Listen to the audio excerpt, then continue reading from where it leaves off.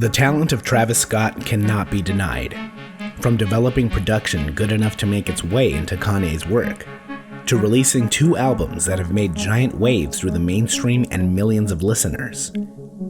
But one of the key components to what separates Travis Scott apart is his artistic vision of transcending the trap sound that has influenced him.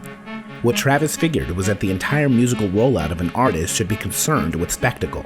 You know, so I just want to give it that. You know, it's kids like me that like want to rage and just like preach creativity. Participation and raging in the dense mosh pits of his shows are a perfect example of why he enjoys this medium of entertainment. And entertainment is allowed to break away from the traditions of what hip-hop sounds like or how shows are designed. Travis has many words for artists who won't put more into their live shows. I'm here to put on a show. Like, I don't make music to just like for a DJ to be behind me with his weak little like tar mat with his like DJ face on it.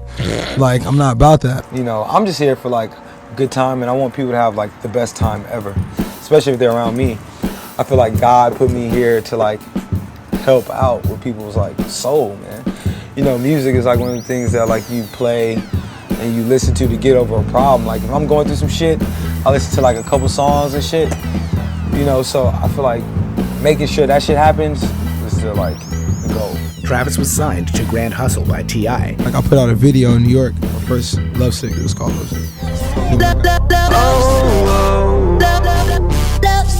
Then when I got to LA, as soon as I got off the plane, like just I had all these text messages and missed calls from T.I. And not too long after came an introduction to Kanye West, which led to him signing to Good Music as a producer. When he went to New York, he called me. He's like, "Yo, Kanye is like watching your video right now." He's like, he's already like 2 minutes in. This is like unnormal. And I was like, what? Like, I got a call. He's like, "Yo, Kanye wants you to rap on the song," which is like the Sin City song I did on the album. And I was like, "Damn, this fool want me to rap?" And I was like, damn, I must be cold.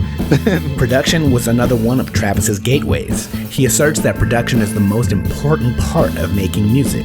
Even if a beat is given to him, he is not satisfied until he edits and mixes it in a way that he likes. In his latest projects, he has employed many producers, including Mike Dean. But whether at the boards himself or editing the work of his collaborators, it clearly looks and sounds like these albums really showcase the scope of his vision. But the sounds are aspirational, meaning it sounds like something trying to sound bigger and more artistic than it used to be. In that 90210, 90210, looking for the alley. Travis Scott is an artist who is creating something similar to trap music and elevating it to something more transcendent. The vocal distortion and melodies that come out of him are clearly snatched from Cudi and Kanye, more so than any other artists, but he still makes it his own in a way that doesn't sound like biting. Man, if you gotta really listen to his raps, it's like so real. He's probably like one of the only like realest rappers like alive. He's super honest. Yeah, man, and like it's like almost like Drake. Like, Drake is so honest and real, and like it cuts through so good. Like, the melodies is just, but it's like it's like fresher. It's like his music is like so fresh, and it got like this edge, and it's like super pure. I don't consider myself like hip hop. I don't want you to put me up like next to them. These like some of them niggas just like straight corny and shit. Then you have the added pianos, the Mike Dean synthesizers, and drums that boom unlike anything else in its territory. It's a superstar girl. Kanye also elevates music, but in the past, he was elevating music born out of the 80s and 90s into something more colorful, soulful, and expansive. Travis does the exact same thing with the music coming out of the trap scene today. Travis has tweaked it so hard that using the word trap sounds almost inaccurate in conversations about his music. Therefore, it's a no-brainer to how an already talented person was able to make albums of this level of quality.